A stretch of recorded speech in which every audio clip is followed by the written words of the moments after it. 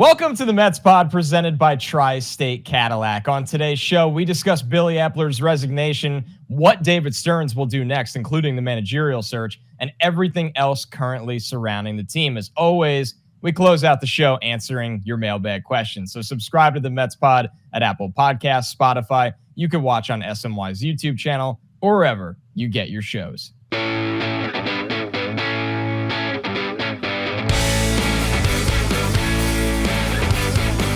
What's up, everybody? Welcome to the Mets Pod presented by Tri-State Cadillac. Elevate your style in a Cadillac. Go from bold to bolder in an SUV. From inspiring to awe-inspiring in a sedan. Visit your Tri-State Cadillac dealer today. And here's your reminder to subscribe to our show at Apple Podcasts, Spotify. You can watch on SNY's YouTube channel or wherever you get your podcast. I'm your host, Connor Rogers, joined, as always, by my co-host, Joe DeMayo. And we have a fun announcement right out of the gate off the top of the show. The Mets Pod will once again be part of the lineup this year at the Queens Baseball Convention presented by SNY. We'll be doing a live episode at the QBC on Saturday, December 2nd at the 4 Points by Sheridan in Flushing. So if you were there last year, the location has not changed. If you haven't been there, it's on December 2nd at the 4 Points by Sheridan in Flushing. We'll be one of the several panels alongside a Baseball Night in New York panel and autograph and Q&A sessions with special guests Billy Wagner, Cliff Floyd, Terry Collins. Tickets are on sale now. For more information and to purchase tickets, visit queensbaseballconvention.com. Joe, we had a blast there last year. Honestly, you and I have done plenty of off-site shows, most of them at Citi Field, which we love, but we did one last year at the QBC. We had a really interactive mailbag, a lot of good. Everybody's so excited during the offseason. It is Mets fan mania. You have Mets alumni come through. You have all different kinds of, whether it's food, merch, the panels. You and I are really excited to be going back to the QBC this winter. Yeah, I can't wait. I mean, I've been going to the QBC for years. I've gone as a fan, and now I get to obviously be on the panel and do the Mets Pod. And I can't wait to see future Hall of Famer Billy Wagner in person.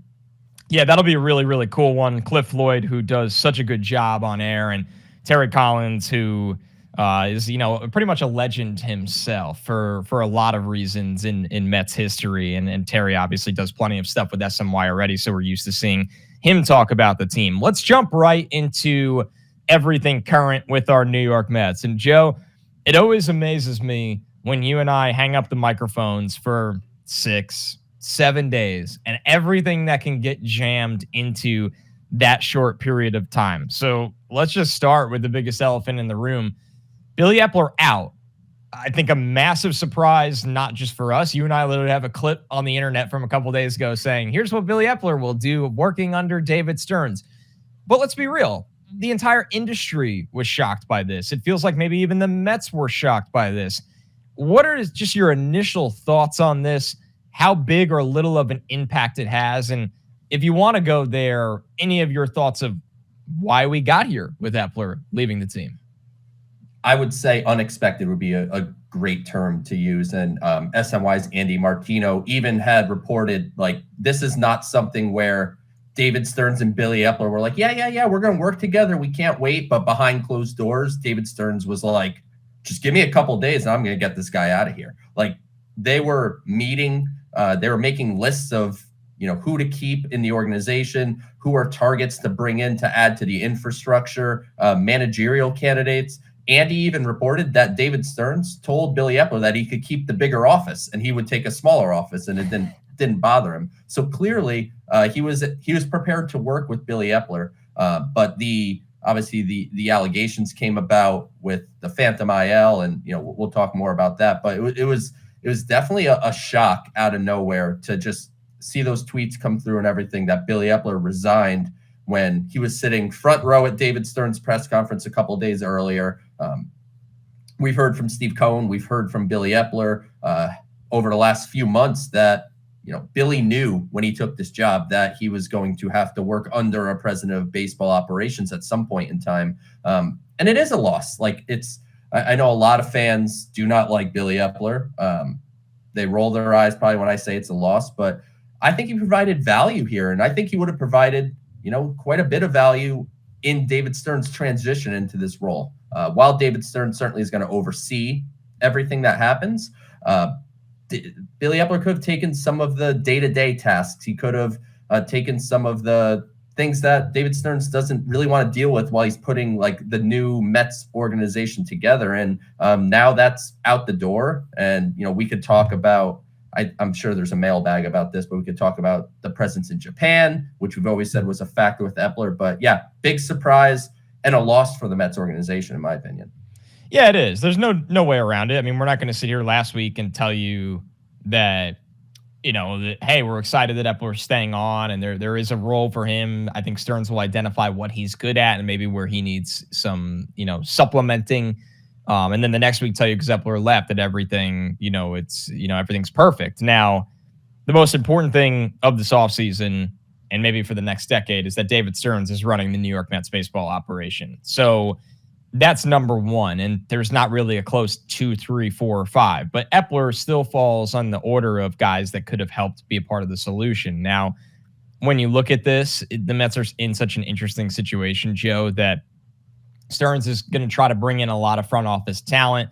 They do have a guy with the organization right now in Carlos Beltran that could be a future manager, could be a future GM, could be involved in player development. There's a lot there with Beltran that, we'll see kind of where that goes. And then, of course, there's going to be a lot of external things. But I guess before we completely move on from Eppler and the Mets moving on to those external options as well, the Phantom IL situation. This is so interesting because what we know, right, is that an anonymous letter was sent to Major League Baseball. Eppler is mentioned in the letter. I would assume is maybe the main culprit of this being the GM of the team.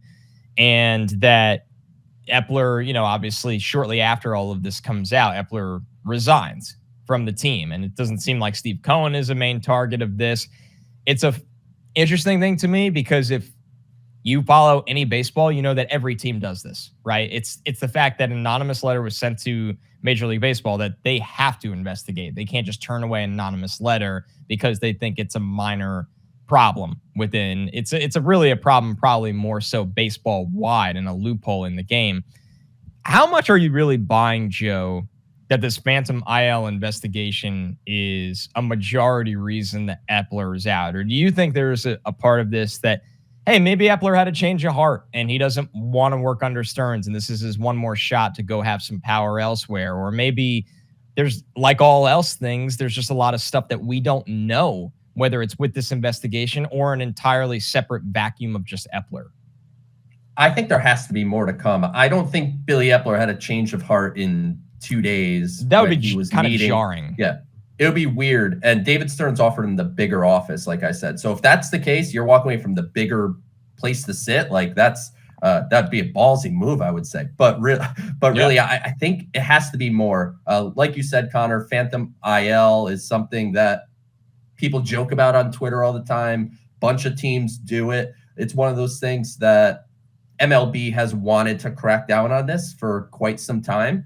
And now they have like an actual opportunity to do so due to this anonymous letter outing Billy Eppler. But I assume there has to be more coming to it because I can't imagine Billy Eppler is like, most people have said that the penalty for this would probably be like a fine and a slap on the wrist, basically, for just the Phantom IL. So unless he's just like so concerned with the Mets looking embarrassing while he's employed, like there has to be something more that's at least a part of this investigation that may or may not come to light, may prove to be something that is a further penalty to Billy Eppler.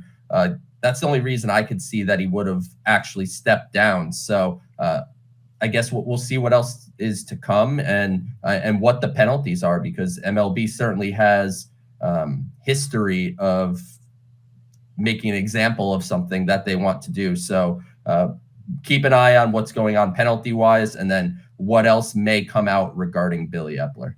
Yeah, that's all we could do is kind of wait and see where it goes from there and ultimately find out the reasons why this went down this way. I think another thing too, Joe, we don't know who this letter could have came from, right? It's pretty clear that the Mets as an organization under Steve Cohen probably do have some enemies. And quite frankly, it's kind of pathetic that there seems to be this squabbling or crying poor of ownerships around baseball compared to Cohen coming in and flexing financial muscle in a league that a lot of teams don't spend any money in free agency. And I don't think they get credit for being smart for doing that. Quite frankly, it's just most often teams that should be spending money are being frugal.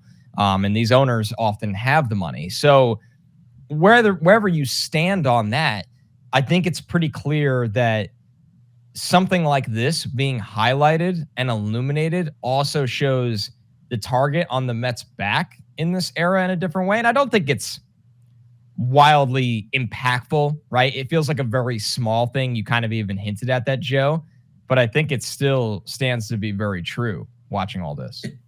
Yeah, and I obviously there are some owners that didn't want Steve Cohen to own the Mets. Like literally voted against it. Yeah, it wasn't a unanimous vote, but I would expect this letter, like, it had to have come from someone internal, right? Like, who else would anyone know? Yeah, an owner from someone from the Reds or Brewers or one of those teams that voted against Steve Cohen. Like, how would they have the knowledge that the Mets were doing this? But what it comes down to is David Stearns needs to change the culture of the Mets. As great things as Steve Cohen has done for this organization, the Mets are going on their 4th or 5th head of baseball operations since Steve Cohen bought the team, obviously for varying and different reasons, and obviously not trying to compare this to another or whatever. But this organization needs to find some continuity. It needs some consistency, and it needs actual leadership at the top. And David Stearns has proven to be able to do that in Milwaukee. And I think there was some questions about how Eppler did the job with the Angels prior to coming here. And then obviously Zach Scott and Jared Porter and those guys, they hadn't led a front office prior. So what's really important to me right now is to get rid of the kind of "that's so Mets" thing, right? That's what it is. Like, when this comes out, I had friends of other teams just be like, oh, well, of course this happened to the Mets. And that needs to change, and that needs to change starting right now. And that's, I think, one of David Stearns' biggest tasks, beyond just building a sustainable winner and all that stuff. This off-the-field stuff has to stop, and it has to stop now. Right. That's stability, I think, is the word we're all looking for. Yes. Is a stable front office that builds an infrastructure where the team is consistent with a lot of their actions, right? Not emotional. That's something we like to use on this podcast, not reactive or overreactive at times. I think stability is what we're looking forward to. And a part of that, Joe, now, let's be real. A lot of it this winter is going to fall solely on the lap of David Stearns because now there is no Billy Eppler there. But because of that, that is a legitimate open chair within the structure of this organization. This team, maybe not this year, and I guess I'll throw that question to you, Joe, but in the Stearns era, will hire a GM. So 2 things for you. One, what do you think the timeline of that is? And that could be difficult to answer because this all happened really fast. And 2, I mean, you're somebody that knows a lot about development in baseball and team building in baseball. Are there any names that kind of come to mind that you think could be an interesting fit here working with Stearns? Yeah, I don't think he's going to be in a rush to do it, which, based on us talking about Billy Eppler last week, maybe on next week's show, they'll have a new GM. But I think David Stearns is in position that he can do this by himself for an offseason if he has to. I think he does want to have that GM under him. Matt Arnold was his GM under him in Milwaukee, and now Matt Arnold's been elevated since David Stearns stepped aside. James Click is a name, maybe. Matt Klentak from Philly. I believe Bob Nightingale at USA Today had speculated those were 2 names to keep an eye on. Click's interesting. Click is interesting. He was the Astros GM after everything happened with Jeff Luhnow, and he's known as being maybe even almost overly analytical. Him and Dusty Baker, I think, kind of clashed a little bit, and that led to shocking. The oldest coach in all of sports, and somebody that is obsessed with spreadsheeting, building a team. They didn't fit well.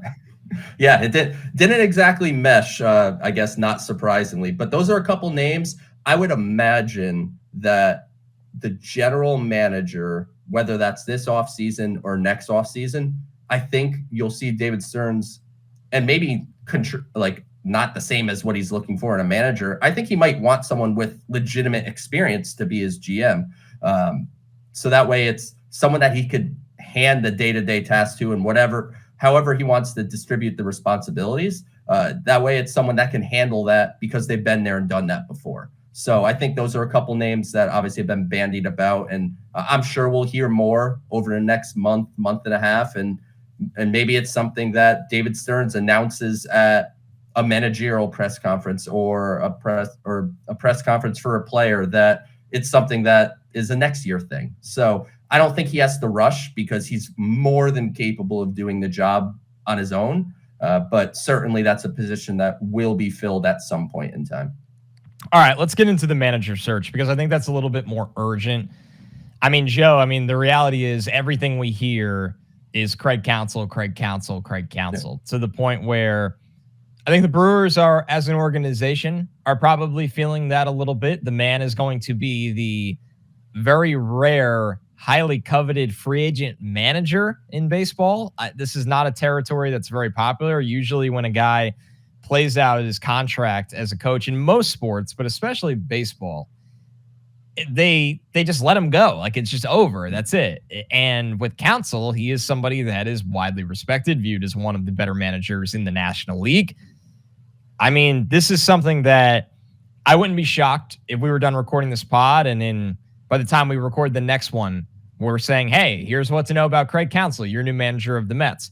I also wouldn't be shocked if this drags on and the Mets go down a road under Stearns that is a little bit more innovative and nobody could really see coming, because he probably has his fingerprints on the up-and-coming managers in baseball better than, obviously, us, but almost anybody, you would think.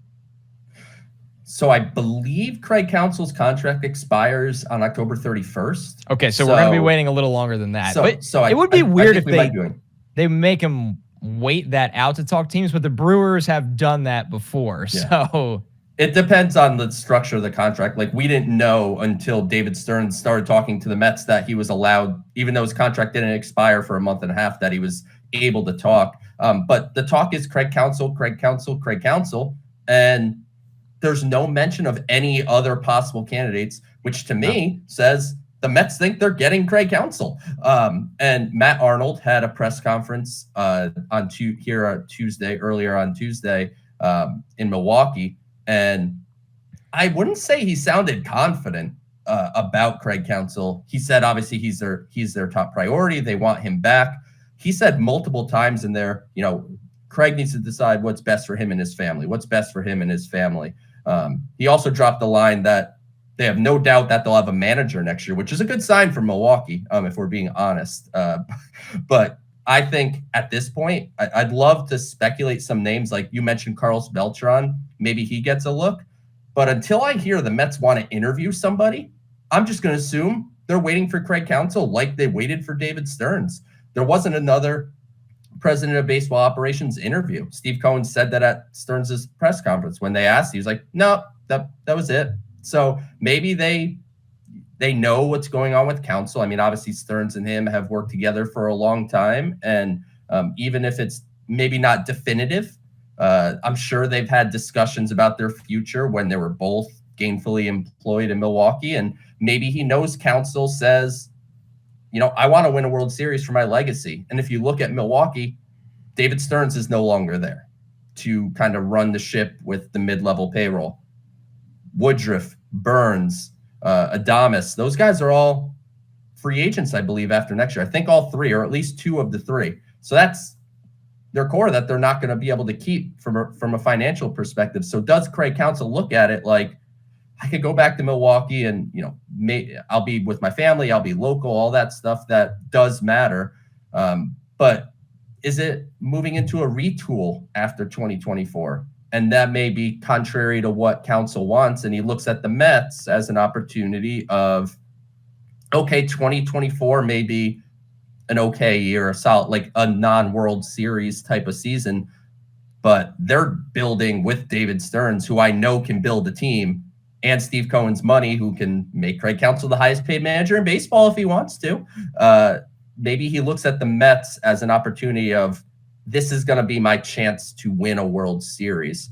So until I hear another name that's rumored coming in for an interview, because there's been nothing. I mean, the Mets have hired a million managers in our lives, and we've talked about candidates earlier than October 10th when we're recording today, and I couldn't tell you a single name that's actually linked to the Mets other than Craig Counsell. So until proven otherwise, Craig Counsell looks like the guy they're going to be going after. I mean, that's where we're at right now. Nobody really has an inkling of anyone else, to be honest with you, which is what I will say is, if it's not Craig Counsell, and this may be unpopular, I want it to be a first-time manager. I don't want, I'm with you. Like there's not any experienced manager out there that I'm like, ooh, give me. Like I don't want Gabe Kapler. I'm not looking for necessarily managerial experience. And David Stearns sounded like a guy at his press conference that didn't care. The most important thing to him was someone that could grow with him and the organization, which I just think of this transition into younger talent over the next 12, 24 months. When we talk about Luis Angel Acuna, Drew Gilbert, Jet Williams, and all the prospects that we talk about on the show all the time, they're moving in a direction of youth. And I think it would be a good idea to have a manager in place, whether that's someone like Counsell, who I think is kind of a bit of the exception to the rule, or someone that's young that can filter the data that David Stearns passes down to the players in a consumable way, which is the best way to use analytics, and that person can grow with the roster. So that's where I stand. I think it's Counsell or some first-time manager that I can't really think of. Right. I'm with you, Joe. This isn't here's the three guys that I want. I think Counsell fits the mold of what we want. I'm also not going to sit here and say it's doomed if the Mets don't get Craig Counsell. It doesn't. I think the type of manager they need, and if Beltran is like this, then I'm fine with Beltran, right?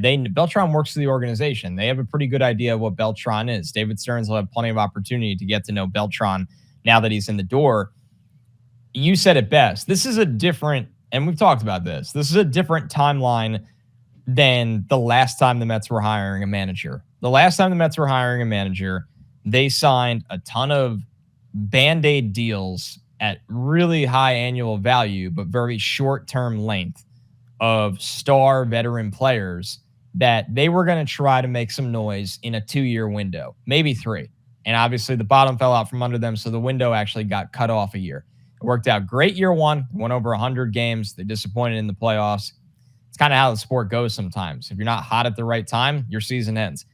It didn't work out this year. And now the Mets as an organization, to their credit, because this is not an easy decision to make in any major sport, have pivoted. The Mets are pivoting to where they are going to be entering a period of time where they have enough veteran talent there that they are going to put out a competitive product on the field, because that's who Steve Cohen is, and credit to him. It's a shame not every owner in baseball is like this. But at their core, right, at their absolute core, the Mets are entering a youth movement. The Mets are entering a new era of new players that'll eventually make up a majority of the roster. That is not the time for a Buck Showalter. You brought up a guy like Dusty Baker earlier in the show. We can go on and name all these retread kind of managers that they come down there and they do things a certain way because that's how they've done it for so long, and that they're going to really, when their back's against the wall, they're going to ride the vets almost to a fault. Look at the Mets this year. Honestly, look at the Mets this year. The veterans that they rode for how long, and whatever stories you want to write, I am going to believe in my heart that Buck Showalter trusted the veterans over the likes of Ronnie Mauricio and Mark Vientos and all those guys. You could believe whatever you want.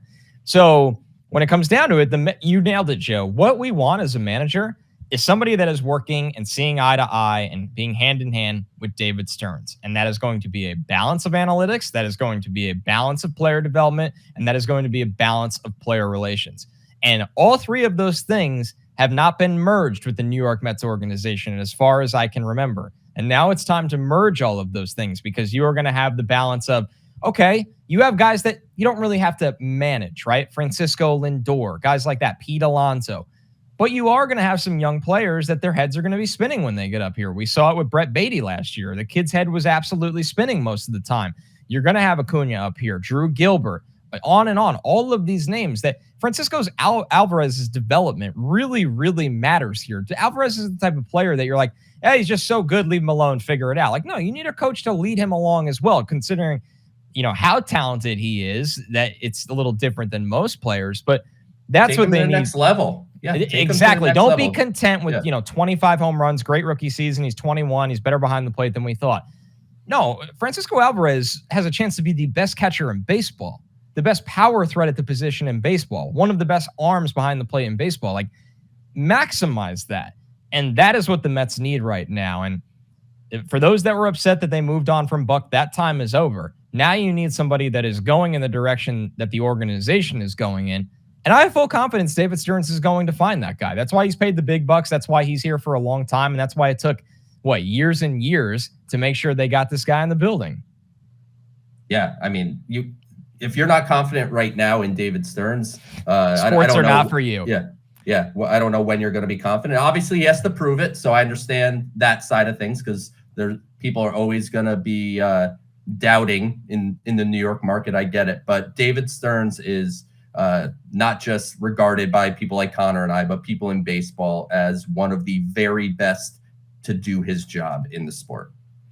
All right. So let's talk about the task at hand for David Stearns now that he's here. And we've talked about this exact task before, but it got a little juicier over the last week. Pete Alonso switches agencies. Pete Alonso signs with Scott Boras. And Joe, I think ultimately you and I had a very different internal reaction than what a majority of the fan base had. When this news comes out, everybody goes, oh my God, it's Scott Boras.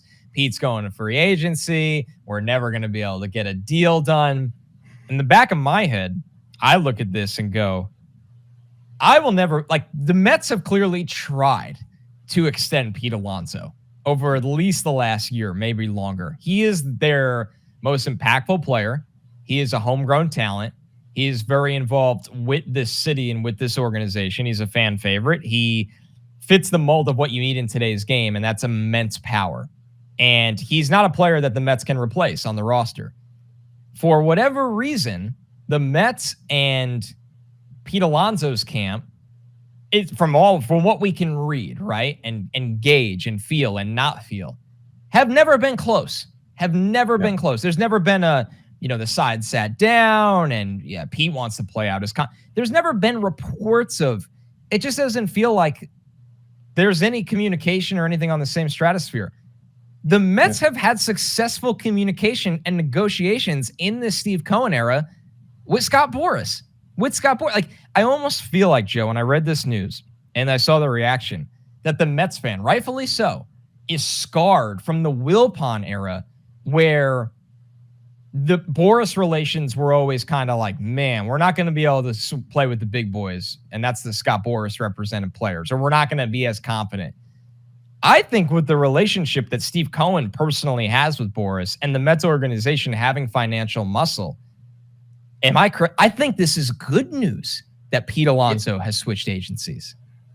I got news for the Mets fans out there. Pete Alonso was going to free agency regardless of who his representation was. Right. I don't think this changes anything in that light.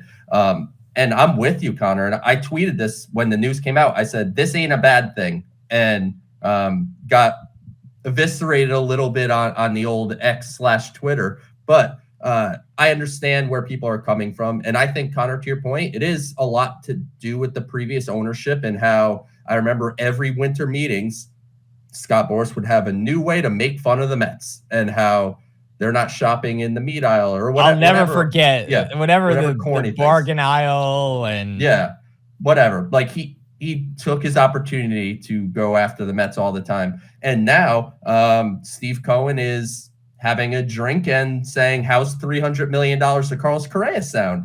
They're on that type of relationship. Because Scott Boras needs Steve Cohen, Joe. Yeah. Like if these negotiations don't go the right way, they need They need 100%. Each other. This is how the business works. Max Scherzer, Scott Boras, no problem. Brandon Nimmo, switched to Scott Boras around the same time that Pete did. And we're like, all right, that's it. It was nice knowing Brandon Nimmo, great first-round pick. He goes to free agency, and the Mets are the highest offer. The thing about Scott Boras is what people need to understand is he's going to get the best deal for his client, which means the most money. And you know how many players want the most money? 99.8% of them, every single one of them. And Pete Alonso is no different. Yes, he's a homegrown Met. Yes, he loves New York. He loves being a Met. And I think he wants to be a Met long-term.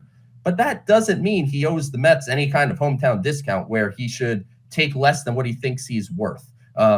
If they think they're going to get 10 years or something on the market, then I'd implore them to try. It's probably not going to happen in the first base market, but the relationship between Steve Cohen and Scott Boras is a huge thing.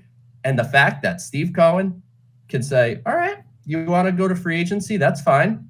Go get what you think you could get. Come back to us. And then when they come back, Steve Cohen could just say, cool, I got more money than that, so I can do it. So I think it's all, to me, this is just delaying. I don't want to say the inevitable because Pete clearly can leave. Once you go to free agency, anything can happen. But I think this is just delaying a conversation for another year. And I'm sure we'll hear trade stuff this offseason.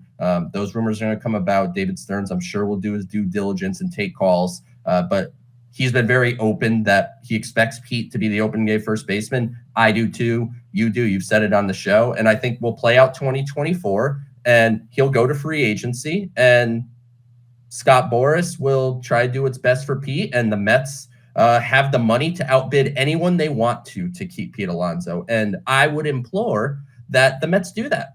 I think Pete Alonso needs to remain a Met. This is not me saying, whatever, if he gets 8 years instead of 6, then you should just let him go. Like, I think you should take that extra step for somebody like Pete Alonso, and I think the Mets will. But yeah, this just kind of confirms what we already thought. He was going to free agency anyway. Right. That's what it comes down to. It's not, I don't know, this just isn't alarming news. Scott Boras' job is to get his clients the most money. That's the job of every agent. Pete might get more money than he would have previously. So awesome. Maybe it's brings us all to reality that Pete goes to test the market, and maybe he finds the deal that he wants that the Mets won't give him, and then the Mets match it, right? I mean, and if that's the conclusion of all this, okay. Who cares? We just want Pete to stay here, and I understand impatience and everything that comes along with that, and wanting the deal now. But it takes two to tango. If Pete Alonso wanted to sign with the Mets so badly, there would have been a deal done by now, I imagine. I think he just wants value. Oh, sorry, Joe. Yeah, that's it. He just wants to get his value. That's it. Good for him. As he should. And that is why he hired Scott Boras. All right, you're listening to the Mets Pod presented by Tri-State Cadillac. Subscribe to the Mets Pod at Apple Podcasts, Spotify, SNY's YouTube channel, or wherever you get your podcast. Joe, we got a lot of good mailbag questions, so I gave us a little room on the back end to dive deep into them, and this is a fun one from Top Shot Yoda. You get 3 moves this offseason to bring the Mets back to the playoffs for 2024. What are they? Shohei Ohtani, trade for Juan Soto, sign Yoshinobu Yamamoto. You gamed the system. Top Shot Yoda did not put any limits on the financial or any. No. Okay, so let me do it like this. Let's be realistic. No. No, I'm glad you answered like that, because if you didn't and you did something else, people would respond that way. Let me do it like this, Joe. You get 1 tier A move. Okay. Which I'm going to say 200 million or north of 200 million in signing. Okay. And you get 2 tier B moves. So think like I would think at most what the Marte deal was, or more even maybe towards the Marcana contract, something like that. Okay. Well, my tier A move is signing Yoshinobu Yamamoto. Over Ohtani. Over Ohtani. I'm with you. Yamamoto locked up his 3rd straight NPB Triple Crown. So he's won the Triple Crown 3 years in a row. He is one of the best pitchers on the planet, is what some scouts have said, which is a pretty alarming thing to hear. And he's looking at $200 million probably, maybe even a little more. It's going to be a harsh bidding war. And I think the Mets are going to be heavily involved. And The one thing I will say is the posting of a player does make a significant difference, because the way it's structured, which, not to bore you with math, basically the team from Japan prefers their player to take the most money because it means they get the most money from a posting fee. It used to be like a flat 20 million or 30 million or whatever. Now it's like a percentage of the contract. So they certainly want Yamamoto to take the most money, ideally. So he would be my tier A move. Tier B, I would say DH needs to be addressed. I think offensively, they need a legitimate designated hitter, whether that's a JD Martinez type of player, whether that's a Teoscar Hernandez, who's not much of a fielder, but is a bat that has power. Rhys Hoskins is coming off an ACL. Does he want to be a DH for the Mets? Maybe. Like, that's a potential power bat.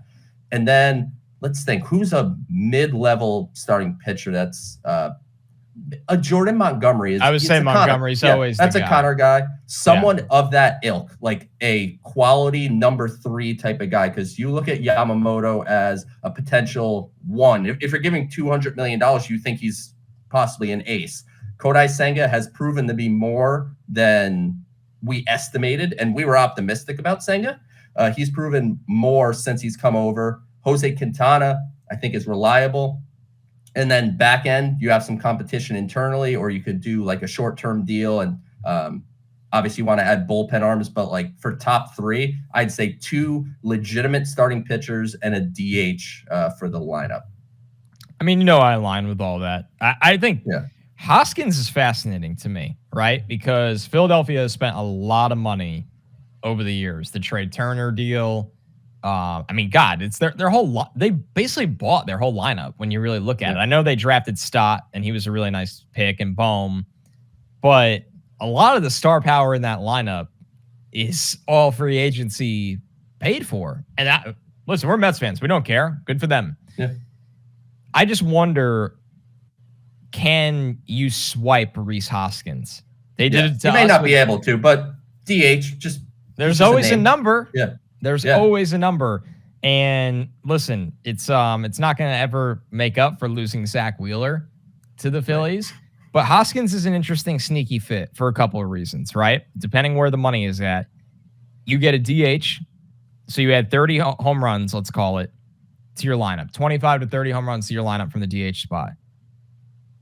This is the sneaky part, Joe. Alonso going to test out free agency. I'm not letting Pete walk. I'm just saying. Yeah. You aren't totally burned. You have a little leverage having Rhys Hoskins on your roster while Alonso goes to free agency, compared to, people will absolutely slaughter me for this, but I'm just saying, when you look at negotiations, like if the Mets don't have a first baseman, which hint, if we're thinking there's a good chance when Pete tests free agency a year from now, they won't. Right. You can get run up for an astronomical amount of money because you don't have a backup option in a year you're supposed to contend. So I think that's a 2 steps ahead move. It's a short-term win because you need Hoskins' power. And once again, when Joe and I say names, we're always talking about the profile of the player. Right. Like if you can go like Teoscar Hernandez, like you said, that 30 home run profile, that's a DH, not a good outfielder. Didn't have a great year for the Mariners, but was a really good player for the Blue Jays. And then the pitching, you want the tier 1 starter, which is Yamamoto, and you need the tier 2 starter, which, whether it's Nola, Montgomery, on and on it goes. Let me tell you, I don't want it to be Nola. I love Aaron Nola. I'm not paying a qualifying offer for Aaron Nola. I forgot he has that attached to him. The Mets will avoid those. The only player with a qualifying offer I think the Mets will consider is Shohei Ohtani. And what that comes down to, if Shohei Ohtani wants to be a Met, we talked about this on the show last week. If he wants to be a Met, the Mets will certainly try to make that one work. Yeah, they will. And I mean, it's going to be insane here if they start to really chase Ohtani and we see where it goes. And this kind of brings me to my next mailbag question, because I left this name out on purpose. It's from Noel Eisenberg. Is it better to give up prospects to get Soto this season, or considering he's represented by Scott Boras. See, Mets fans are obsessed when they see Scott Boras' name attached to a player, and thus highly likely to go to free agency. Better to wait and sign him then. Of course. I mean, to me, that's an easy question. If I don't get an indication, and who knows, maybe Soto would be like Goldschmidt, like Mookie Betts, who Francisco Lindor. Lindor, exactly. Trade, sign an extension. Like the only way I'm trading for Juan Soto is if he gives an indication he will sign before free agency, because I'm not parting with some legitimate prospects. If you talk, like, I'm sure it's going to take someone towards the top of the system. I would say I think you're starting with like, I think they asked for Jet, and I'm out. Yeah. I'm not doing I think it's going to be a fairly high price, and Jet Williams is a favorite of this show, and I certainly want to keep him in the fold. But if they're going to part with anybody like that, so even if it's not Jet, but someone of that ilk, I better know I'm keeping Juan Soto. I'm not paying for a rental in a transitional year, whatever we want to call it. But if Juan Soto wants to lock himself in with the Mets, then I'm more open. You could trade from the Brett Baty, Mark Vientos, Ron and Mauricio trio to give them major league help. Maybe a guy like Kevin Parada is interesting to them. Like, the Mets have prospects now to pull off a Juan Soto trade.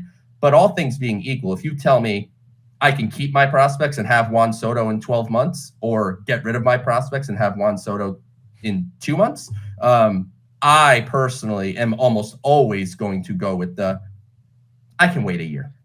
Yeah, of course. And the thing is, too, this is the most important thing that we've left out because it's the obvious.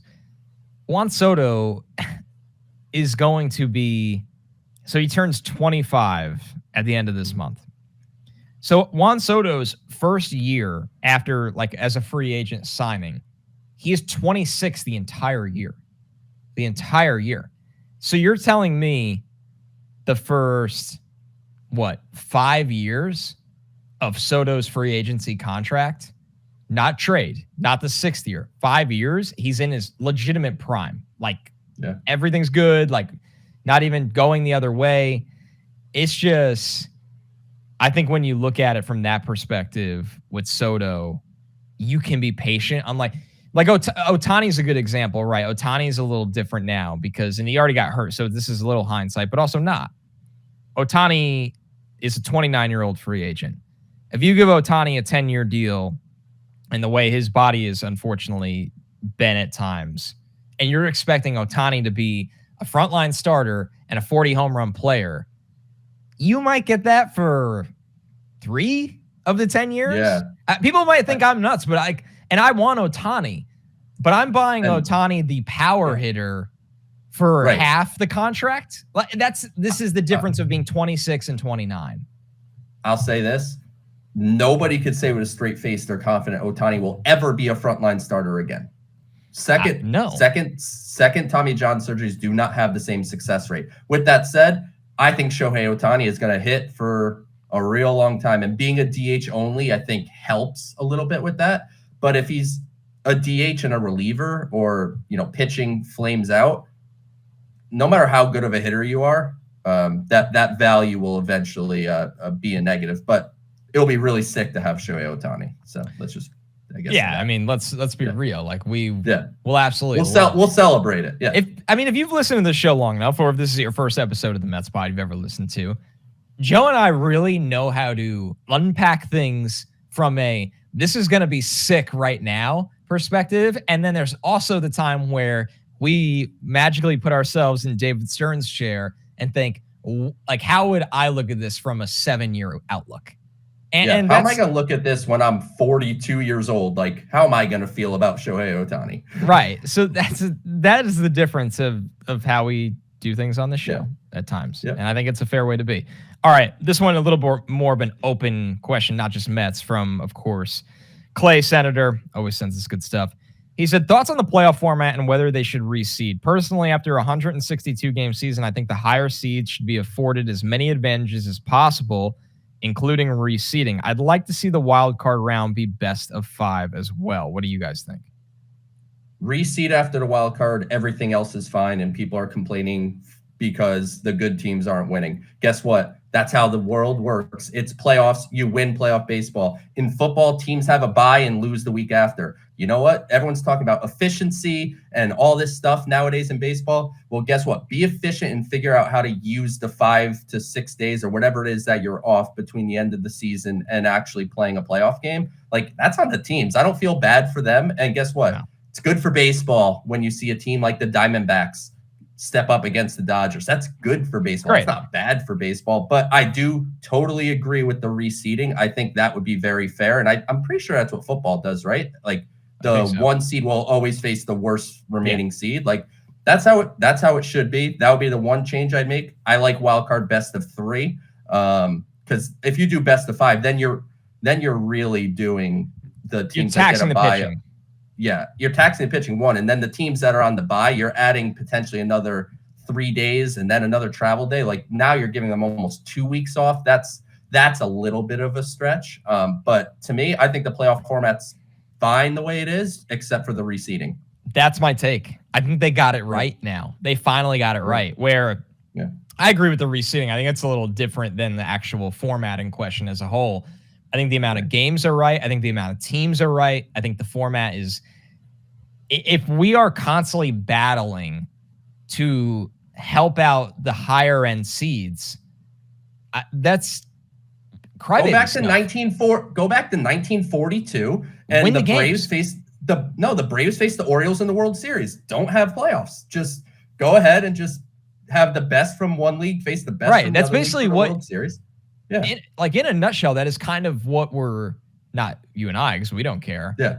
I mean, we didn't cry last year when we were like, oh, the Mets won over 100 games, but they didn't win their division, which is unheard of, by the way. Right. It just stunk. And guess what? The Mets fell on their face in the playoffs. And we didn't sit here and go, that was so unfair. They ran into the Padres after winning 100 games. No, Max Scherzer got lit up, and they got blown out of the building in game 1, and they blew it in game 3. Win.